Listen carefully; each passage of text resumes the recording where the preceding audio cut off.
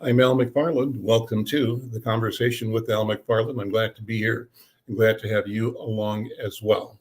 As always, I promise to deliver a robust conversation. Today, I promise will be no exception. I'm excited to be meeting and beginning a relationship with Rick Dildine. Now, maybe saying the name wrong. I was prepped on it before the show.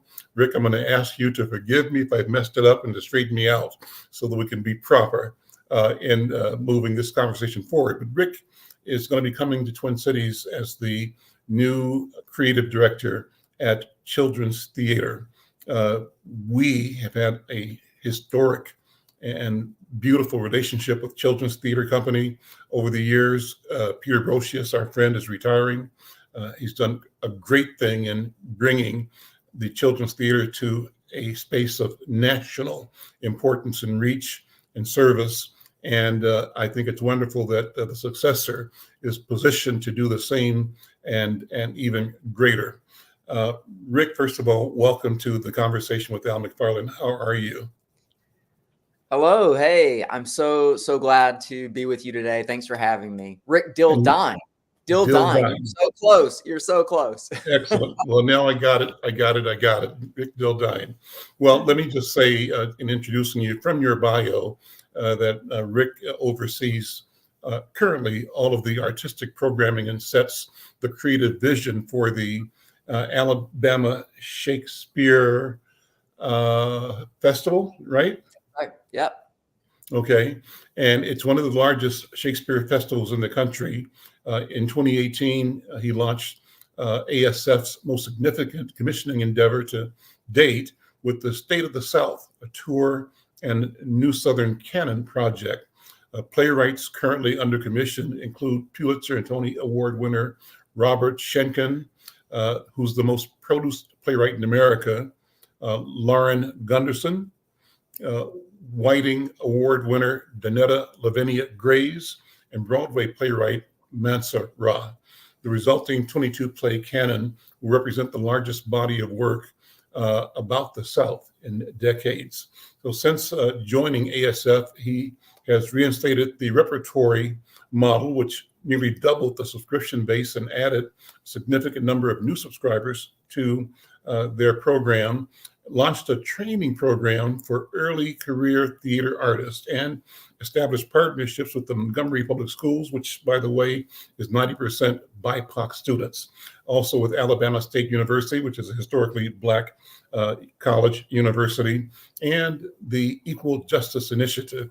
In 2018, the late Congressman John Lewis invited ASF to perform at the Congressional Black Caucus in Washington, D.C. And in 2020, Speaker Nancy Pelosi and Congressman Lewis led a delegation of 100 members of Congress to Montgomery to celebrate the work with young people. So under his leadership at ASF, audience of color have grown more than 40%. And for his efforts to promote equity, diversity, and inclusion in American theater, Dildine was awarded the Standout Award from the Society of Directors and Choreographers in 2019. There's much more in the bio, but I'm going to let that information come directly from my guest today, Brother Rick. Welcome again. So good to see you, and I'm glad that we have this chance to talk. Likewise. I'm looking forward to joining you all in the Twin Cities. Well, let's talk about that first. There's no script here. Let's talk first about what you know of Twin Cities, number one, and what you know of CTC, and how that invitation and opportunity has unfolded for you, and what do you see yourself bringing and doing as the leader of this institution? Well, the first time I ever came to Minnesota was probably 20 years ago, and I flew into Minneapolis and then drove to see friends in Duluth for New Year's. Mm-hmm. So my first introduction to Minnesota was it's cold, colder than anything this Southern boy has ever experienced. But through the years, as a theater maker, I've really thrown myself into regional theater. Like, I'm a regional theater guy. So I've always stayed on top of what's going on around the country. And Minneapolis is known for being one of those great theater, artistic cultural cities where artists can live and thrive, and it's supported. And a few years ago, I guess it was about coming out of the pandemic, I said, I don't know enough about Minneapolis. So coming, and I started like making little trips up there and getting to know people. And then I was approached about this opportunity. It was a unique opportunity for me, but CTC is the country's leader in multi-generational programming, hands down. And I was so impressed with the artistry, with the commitment to excellence, that it was something I wanted to know more about. And now here we are. Let me share some more of your background. Before ASF, you were the artistic director of the Shakespeare Festival of St. Louis, and yeah, and growing attendance is a critical, I think, capability that you bring to your projects. There, festival attendance grew 55% and revenue grew 38%. You've gotten all kinds of awards in that organization, including Arts Organization of the Year from the Missouri Arts Council, the Exemplary Community Achievement Award from the Missouri Humanities Council, and the prestigious Excellence in the Arts Award from the Arts and Education Council of Greater St. Louis. In 2014, you were named the Artist of the Year by the St. Louis Post-Dispatch. You were part of the under 40 honorees by the St. Louis Business Journal, and you recognized on the city's power list of 100 people who are reshaping the city. And in 17, the St. Louis Theater Award for Best Director for your production of A Midsummer Night's Dream. And the St. Louis Post-Dispatch named you Best Director for the 2016-2017 season. You're a leader. You're a leader. And so talk about you and talk about those accomplishments. And I'm still getting you to talk about how that's going to show up here in your work and your vision for Minnesota and children's theater. Thank you for all that's very nice, Al. I have always been drawn to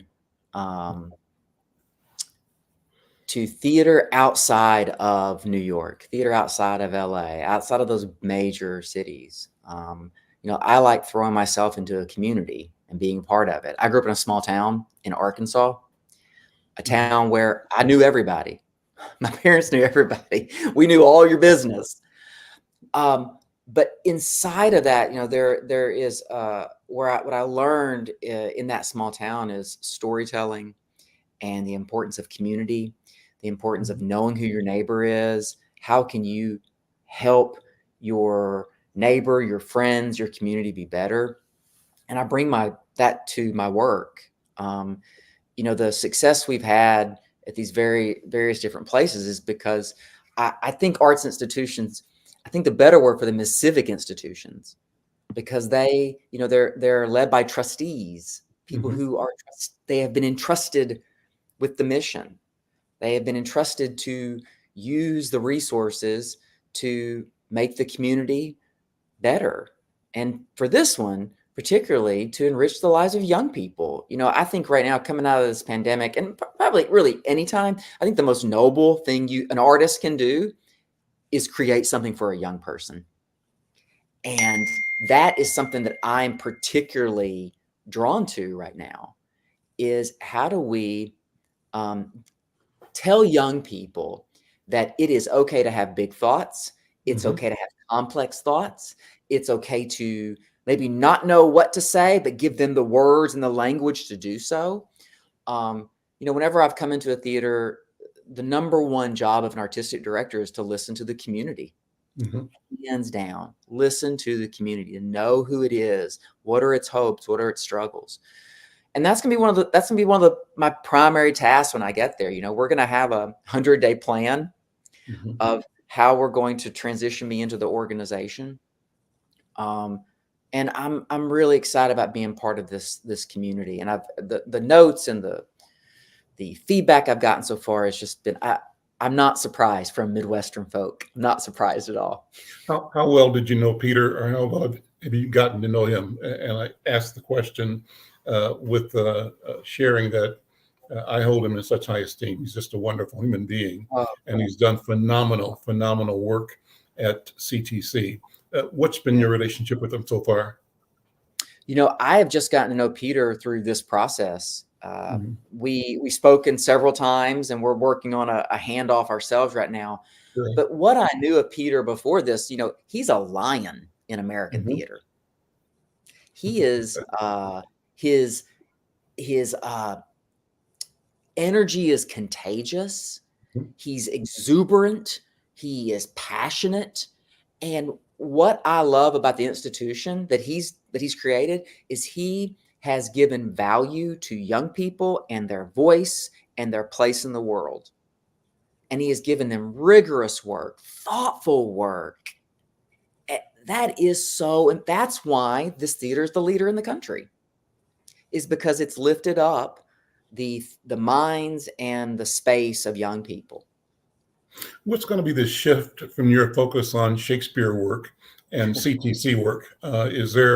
What's the connection, number one, and how does that energy, that investment, and that skill that you've cultivated over the years transform itself into the new arena of children and family and intergenerational focused activity? Every time I didn't go into Shakespeare because I was a Shakespeare guy. Like, Shakespeare kind of got me. Mm-hmm. I took over Shakespeare St. Louis because I had previously run a outdoor theater, and Shakespeare St. Louis is about all free Shakespeare in public parks. And so I was drawn to the scale of it. I was drawn to bringing people together. The thing that I start with every Shakespeare play, and this is what I will bring into this work here, Shakespeare can feel very highbrow. It can feel very inaccessible. And what I have worked on doing is always asking my actors and my artists is, what do you know about this? Mm-hmm.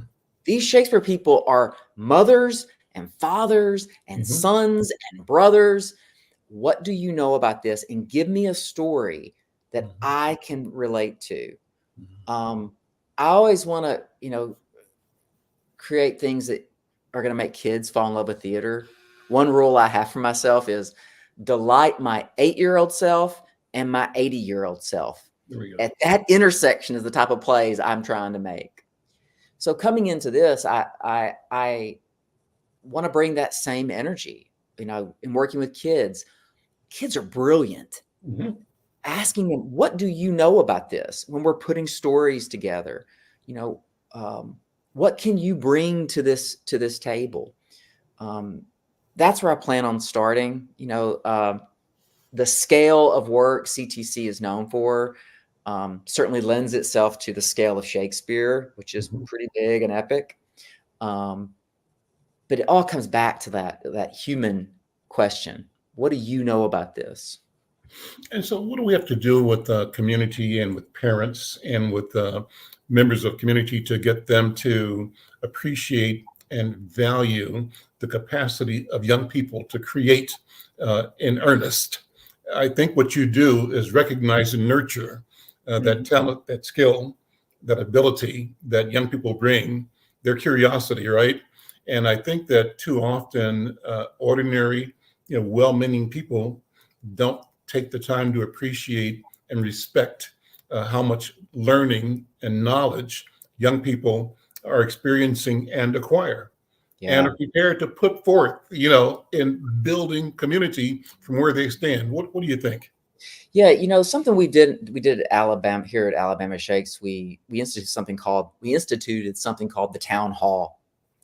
And it was an intergenerational response to our plays. And we would put together panels that one of the rules was it had to be made up of people from different generations to give value and to hear other experiences and to lift up that to all generations, to lift them up, I think is so incredibly important. And putting young people in opportunities where they can discover be curious in a safe environment. That's what theater is. You know, I mean, how many times, I mean, out, you know, in your life, if you had to try something and go, well, I'm never doing that again, that didn't Right. work. Right. But to give young people a safe space where they can discover, ask questions, that's what the arts do. That's what theater does. You know, something I'm really interested in putting on stage is when we're thinking about growing audience as well, is the intersection of sports and theater, Hmm. Hmm. teams and casts, Mm-hmm. director, coach. You Mm-hmm. know, there is an immense amount of teamwork, Mm-hmm. collaboration, trust, vulnerability that goes into both those groups. Young people are all in sports today. That's something I'm interested in doing, is figuring out a creative way, a Hmm. theatrical way. What if you got to watch a soccer game happen on stage, but Mm-hmm. laced in a story with that, or a hockey game? I mean, that would be to be able to bring that in. I love theater because, you know, when you might not be able to find the words for something, you can point to somebody on stage and go, I did connect with that character. I connect with that story. And that's a great conduit for young people, all people. What do you see as programming, scheduling for your coming in? What's going to be happening for it programmatically?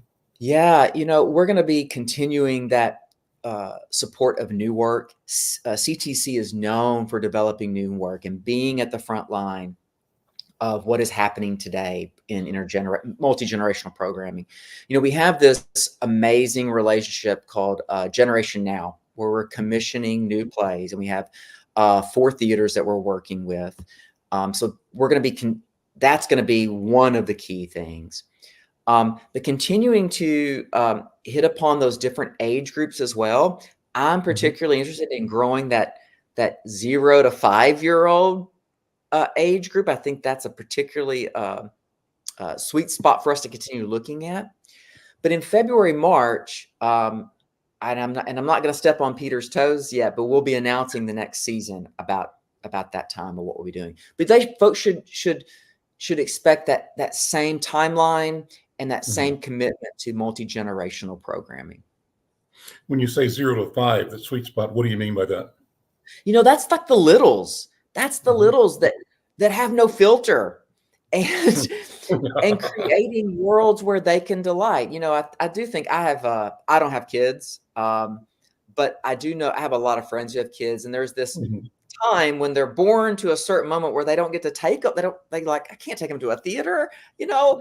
But if we can create a space where families can come together and go, hey, it's okay if they're loud, it's okay if they walk around, it's okay if they talk back, and nurture that sense of curiosity and delight, I think that's Mm-hmm. good for families. I think it's good for young people. Oh, I agree. I think that's amazing. That's a wonderful idea. You know, I remember bringing our grandson there to watch. I forgot the production, but he was a toddler, really, really small kid, and they had a room where an infant could be, you know, with parents with infant type children could be, and not feel the pressure that parents feel. You know, Yeah. if your kid is going to be more active or more loud or whatever. And so I appreciated the sensitivity that showed at that time. And you're talking about taking it further than that, designing a process that intentionally includes that learning experience and that teaching experiences that children provide by their presence. Absolutely. Absolutely. Yeah. Yeah, I'm looking at your notes again. You're a graduate of Wachita Baptist University and Brown University with a MFA in acting. You grew up in, you said, a small town. Is it Wynne, Arkansas? That's right. Wynne, Arkansas. Yeah. Okay.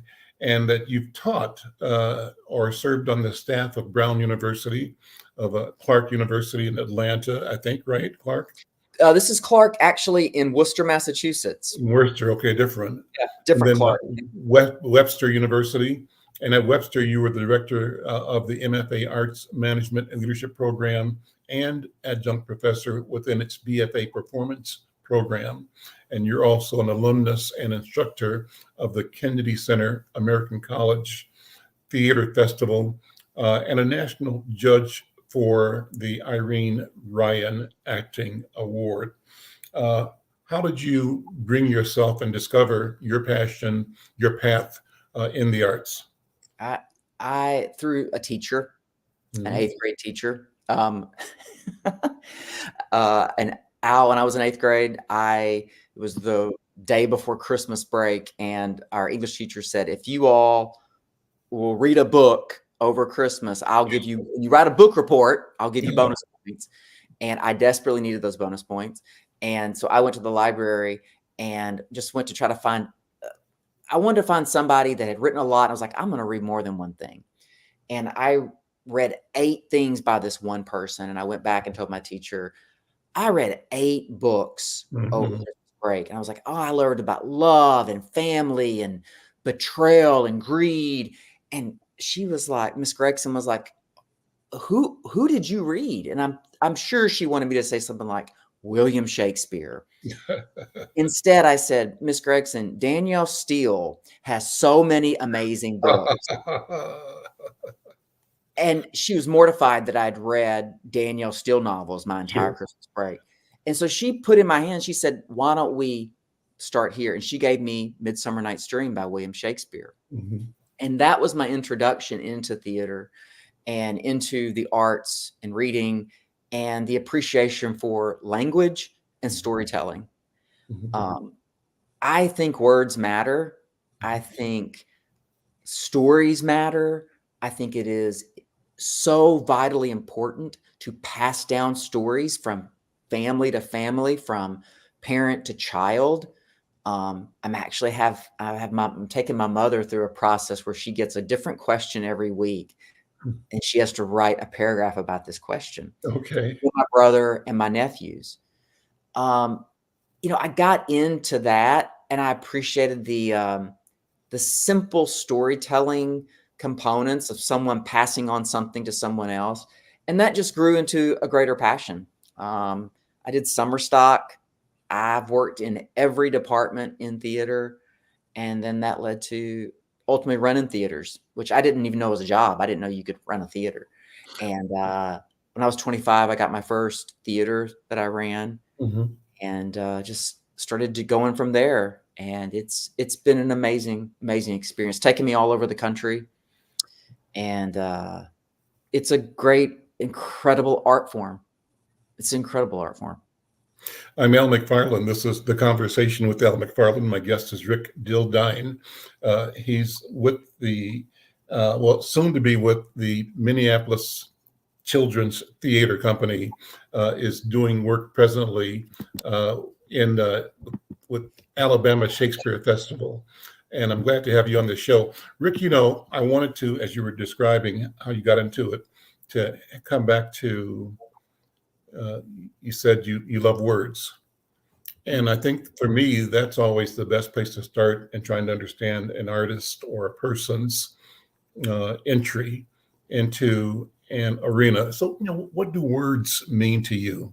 Mm. I'm a writer, and I spend a lot of time thinking about what a word is and what a word does, And so, as a writer, I'm asking you to meditate for a second and talk about, the nature of language, of Yeah, words, as that is a great question. I in love your that. in your being a human being.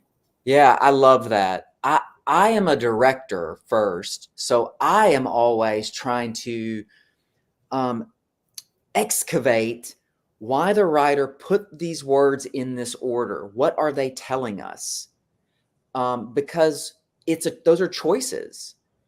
I have such immense respect for writers who are able to put a thought down on paper, Mhm. and then those writers who are able to turn that into some level of poetry. And I say poetry because a novel, I feel like, can be poetic. Mhm. The language you use, the rhythm you use, how long are your sentences. I love that writers can do that. I can't do that, but I can interpret that. And for me, that's the fun part with working with an actor. to navigate, why did that writer put that comma there? Why did they end that there? And with Shakespeare, you have a lot of that. I just did a Midsummer Night's Dream, and I changed it. I set it all inside the mind of a child, and the whole show took place within this child's mind in their attic. But to sit with the kid and go like, all right, why do you think they said this phrase like this? And oh my gosh, that is a gold mine from a child. But that's what I love about trying to figure out with writers. I like navigating that. I like bringing thoughts to life. Words, when they are spoken and performed by a skilled actor, they have the ability to like hit us right in the chest and to lift us up in thought and to take that in for ourselves. It's not every time, it's not every show, but when it does, it is something. And people have felt that with a song. There's phrases where like 5 words together, you go, oh my gosh, that hits me in my life.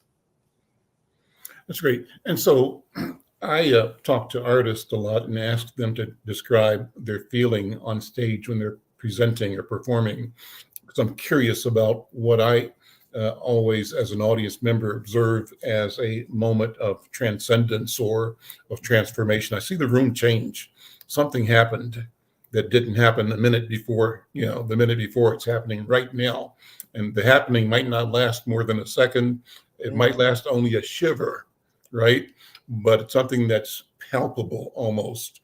And so that is the question I always ask performers and artists and musicians. But it's an appropriate question for you because you are packaging the experience. You're the curator of all of the elements that bring all of that together, more than just the singer or just the creator of the word, but how that operates in an ecosystem. And so what are you thinking? What are you feeling? Am I describing that properly, first of all? Oh, yes. Oh, yeah. You've got it's what a director does. You're navigating the emotional journey of the audience. And music affects me a lot. And so as a person, when I was a kid, I thought I wanted to write music for movies. I thought I wanted to be a film scorer. Okay. And like that is the job of a director, is how do you take an audience on an emotional journey? And a lot of times it comes down to coaching breath. How is the actor using breath? How does lighting and music and rhythm all come together? Sometimes it's like slow down here, speed up here. But, like I will ask my design team all the time, I'll come together and say, hey, for me, this story is about, and I never use more than 10 words. Like, I got to get it to less than 10 words so that they can respond to something tangible. For instance, Romeo and Juliet, a story we've all heard. It's been around for hundreds of years. People have made fun of it. I chose that as my first Shakespeare play here in Montgomery because at the time, Montgomery Public Schools had just been taken over by state intervention. And I wanted to do a story about what does it mean when a community fails its young people. And so, like with Romeo and Juliet, I said, we're going to tell a story about what it means to fail young people. So then how do we pull in music that can help lift that up? How do we create a set that lifts that up? What does the costuming do to lift that up? Yeah, orchestrating all of that is my jam. That's what I do. Well, it's got to be exciting. And so go back in your personal growing up, the genes to be creative. What's your family story? Oh, that's my father was a farmer. Grandfathers were farmers. Great grandfathers were farmers. My brother is a farmer. My mother, I got my I don't know, my work ethic. I mean, being a farmer, an incredibly hard job. And my Mm-hmm. father was such a hard worker. My mother, you know, she started out, she went to college, but left after one semester. She started out as the receptionist at a bank. Mm-hmm. And last summer, 46 and a half years later, she retired as the CFO of that bank. Okay. She went back to school while I was in high school, got her degree, Mm-hmm. and an amazing woman. But I grew up in a small town. I recently found out there is a famous puppet family with my last name, and I'm gonna that was in the 60s and 70s, and all of their materials are in the Library of Congress. So I'm about to go look at all of their stuff that's been put into the Library of Congress. But I don't know. I don't have anybody in my immediate life that was artistic or trying to push, you know, or encouraging that. My mother was a great encourager of it. Mm-hmm. But yeah, all my family is, you know, hard workers. Mm-hmm. That's Where's your name come from? it comes Dildine. from, yeah, it comes from the border of France and Germany. Okay. And I've always felt like a little bit French and a little bit German. Okay. Have you been to both? I have. I did. I have. I actually spent a year ago. I got to spend the summer in Berlin and get to go to the area where my family's name is supposedly from. Yeah. So I asked the question with an idea of getting people's sense of where their family story fits into the landscape of the country and of the world right now.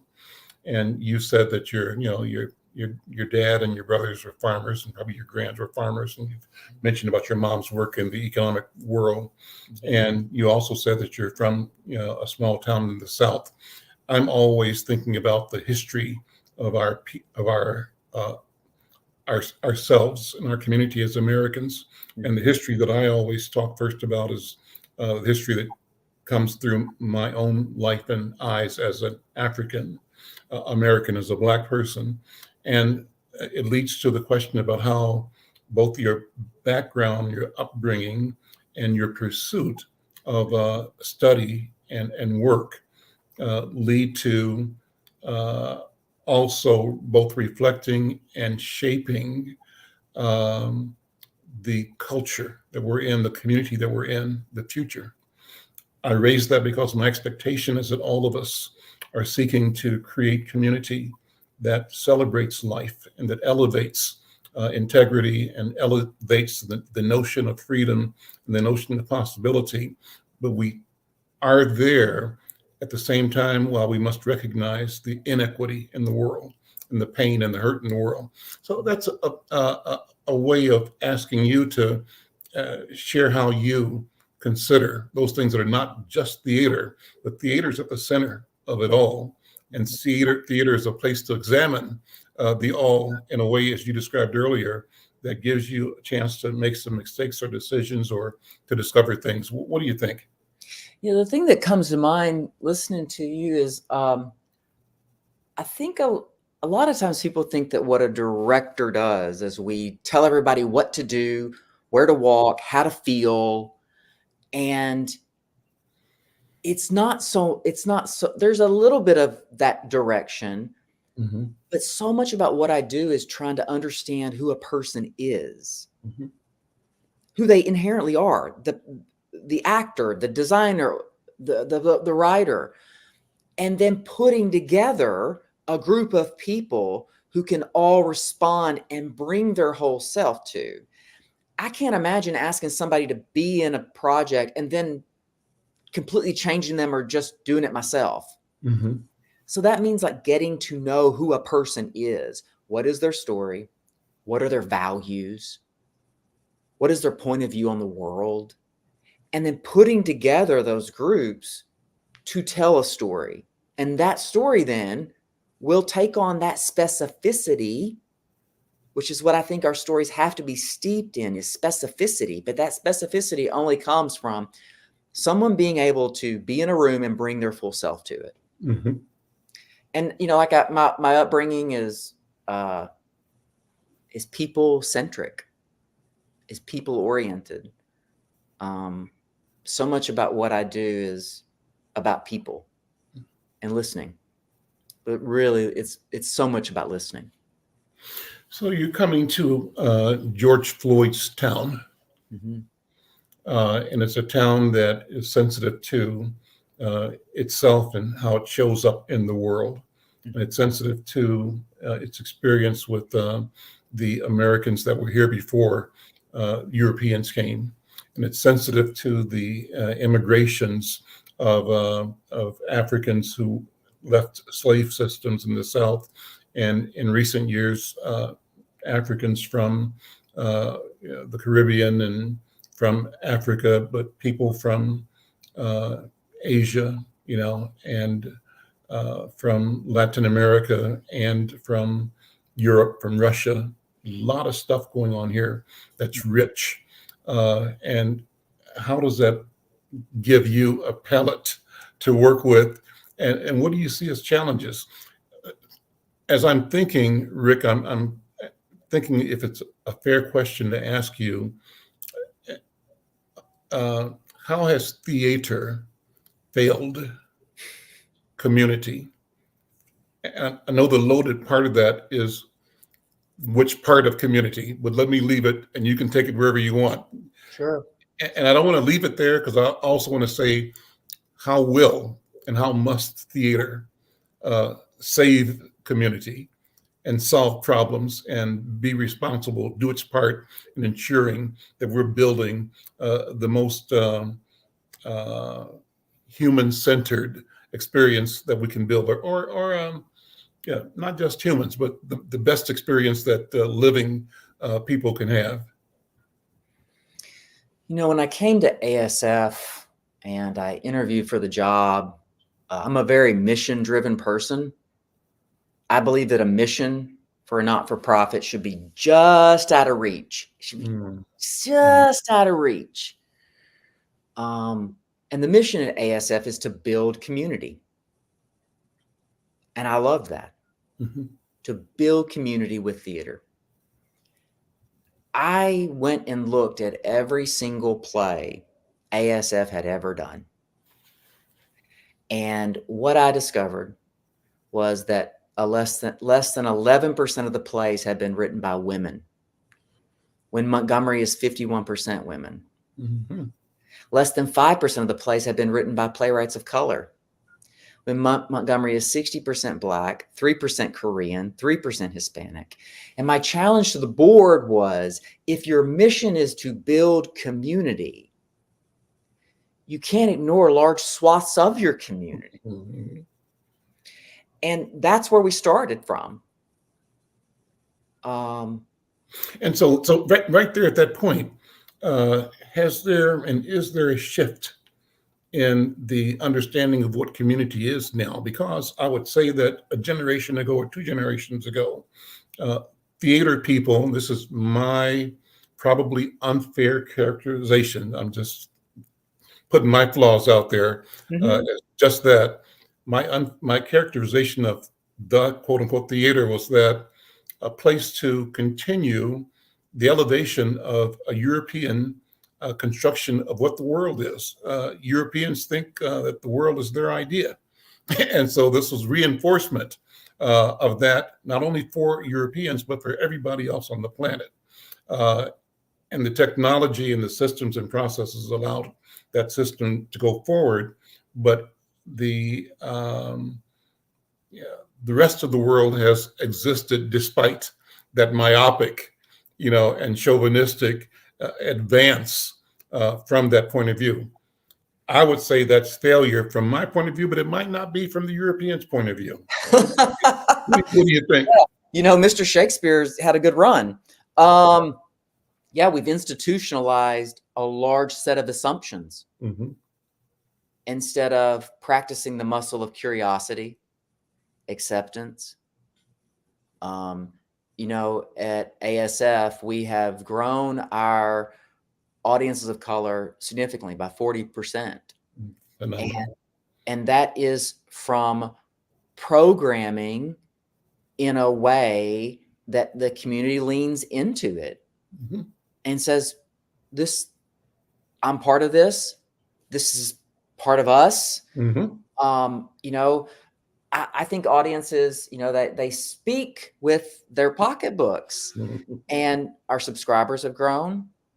Our donations have grown. But yeah, we have to practice that muscle of curiosity and also calling out assumptions. You know, I try to build out a world where people can see each other. And, you know, we just, one of the first things I produced, I'd forgotten about this. First things I produced when I got to ASF was I programmed a public reading of the Declaration of Independence. And I asked our board to cast it for me.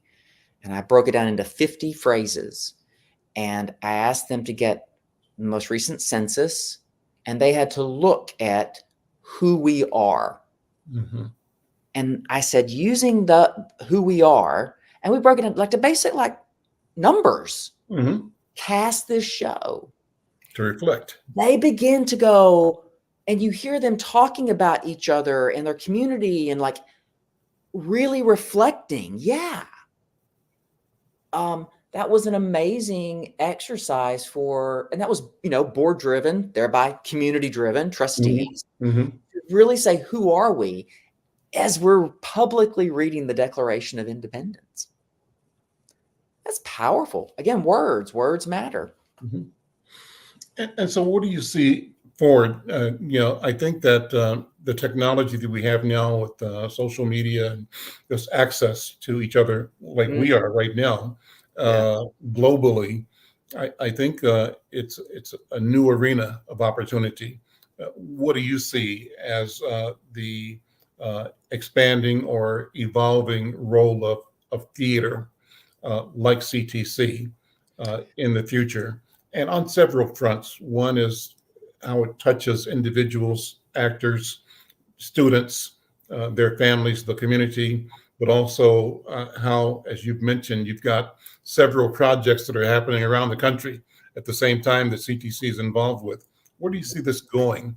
And what's going to be the consequence, the impact of that in enriching the lives of our people, of all people? You know, I am particularly interested in how to get our work to the ability of being able to stream around the world. We have partnerships with Mayi Theater, the Latino Theater Company, Native Voices at the Autry, Penumbra. And I'm really interested in how to capture that work and then to allow it to be streamed all over the world. You know, I'm in a rural state in Alabama. And when the first time we made one of our shows accessible, we didn't know what was going to happen. We filmed it. 20,000 kids watched it. Wow. But they're mostly in rural places they can't make that trip. So getting that work out for around the world, you know, there are a couple of theaters in the world that have strong like streaming services, and I'm interested in us being the voice for young people's programming around the world. And then, you know, continuing to build out these partnerships with these theaters is really particularly exciting to me. What was the second part of your question? You know, I don't remember. Once I say it, I'm done. I'm done with it. So Well, maybe it'll come back to us. It'll come back. It'll come back up. But as you're speaking now, I'm looking at you, and the question in my mind now is, talk about Rick, the 5-year-old Rick. When you first remember being able to be aware, what did the world look like, and who were you? And so the question leads to the progression of your development. You've already talked about where you are, sort of how you got here. And I always use that as a way to contextualize the idea of your and your family's place in history, you know, and how we all are connected to, both the good and the bad, but also have an opportunity to keep building. But 5 years old, 3 years old, when you first start thinking or becoming aware that you existed, what were you thinking? I was energetic, very creative, very what's the word? Extroverted. I liked people. I liked making things and being creative. So I was always a daydreamer. I was always coming up with new projects for me and the neighborhood kids to do. I wasn't so much into the farm as my dad would have liked for me to be, but I was definitely a creative kid. Yeah. And you said eighth grade, you got some feedback that sets you in a direction to theater. Between your 5 years old and being an eighth grader, what was life like for you?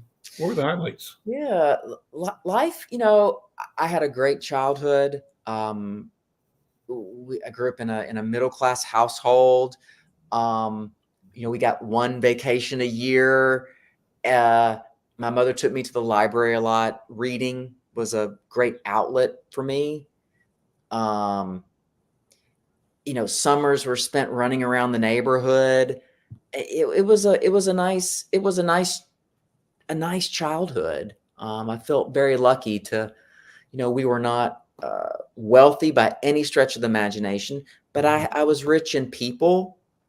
Every Sunday, we had family members we met with every single Sunday. Like my family, there were lovely family traditions. And I have a younger brother, like I said, who has taken on the farm mantle and has carried that forward. What do you want to see in the world today? What do you want to see? You can look at anything in the headlines. It can be politics or culture or peace or war.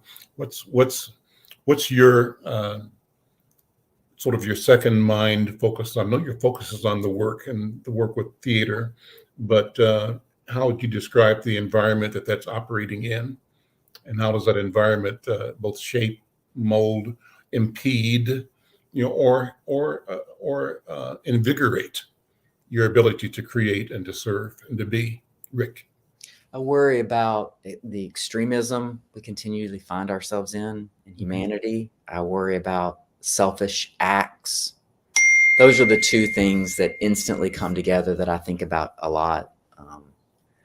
We live in a binary world that is so extreme, good, bad, and there seems to be no place to. It seems to be difficult to see people want to come together and move something forward, and to see it trickle down from a national level down to local levels, an animosity that really worries me. I grew up in a place where I knew all the school board members, and they were all good people, and they were making really level-headed decisions. And now I see things happening at school board levels that I'm like, what is going on? Mm-hmm. I worry about that. I worry about too much emphasis on self instead of being selfless. Theater so much is about collaborating and coming together to move a story forward and move something forward. And I worry that if we don't have those skills, how can we move some things forward for us as humans? Yeah. Take a sponsored break and we'll come back and wrap up. I'm going to ask you what you want from the community here in Minnesota to support your work and the work that you're creating at Children's Theater. I'm Al McFarland. We'll be right back. Are you or someone you know recovering financially from the COVID-19 pandemic, the lockdown, or any other reason? If so, help is available. Findhelp.org is a site to find a wide range of resources, including food, medical care, and more. The best part is based on your zip code. Visit findhelp.org, enter your zip code and the service you need. You'll get a map directing you to the organizations that can help you. Help is waiting at findhelp.org.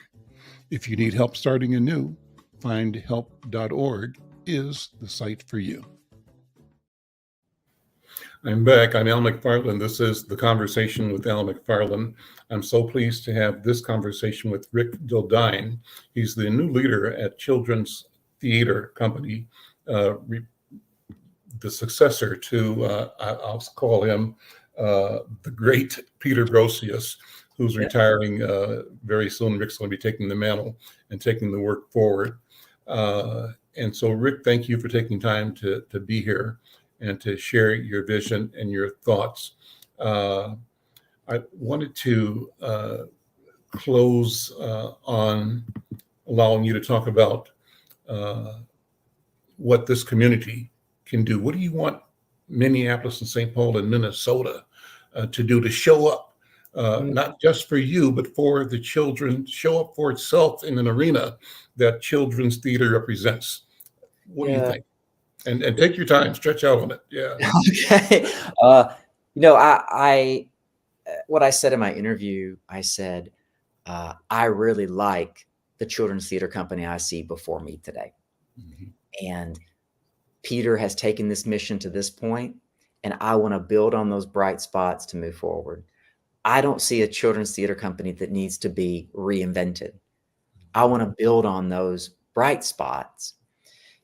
One thing that people can do, and it's the entry level, is buy a ticket, is bring a young person. And it doesn't have to be, a child, your grandchildren, your neighbor's kids. A significant part of our audience doesn't have kids. It comes without kids. Is to come to this. That ticket is supporting the work of this community, which is the young people.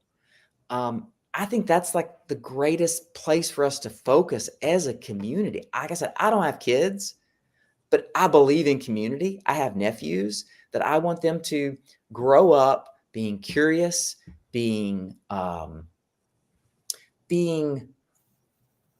have an understanding of fellow man, fellow person in this world. So that's the thing that I encourage folks to do. We're going to have like a time where I'm going to be out and about in the community. I encourage them to reach out and say, like, hey, if there's events that you think I should see or be a part of, I want to get to know the stakeholders. Who are the major institutions that are playing an important role in young people's lives? Please reach out to CTC. That's a great way, because we're putting together my transition plan right now. And I'll be in the lobby for all the shows. So I want to meet folks. And it's going to take me some time to learn, to figure out Minnesota. But I'm really excited by it. Like I said, a couple of weeks ago when I was chatting with the staff, it's like, I feel like I found my people. I feel like I found my people. Well, I think you have. I bet you have. I love that you described the Twin Cities as a very vibrant and rich place for art and artists. And it certainly is that. And I think that you'll be a great addition to it. And I believe you probably have found your people in deciding to come to Children's Theater, and your people have found you as well. Well, listen, Rick, thank you so much for taking the time to speak with me today. I look forward to working with you, collaborating with you, promoting you, and supporting the critical work you do. I call that work both educational and healing. The power of it is the power to illuminate what healing is and what it means, and how we get there, and how we each can have it and be part of the process of healing. Yeah. Rick, thank you, my friend. Thank you so much, Al. Thank you very much. Take care. All right. I'm Al McFarland. Thank you for listening. I'll see you next time.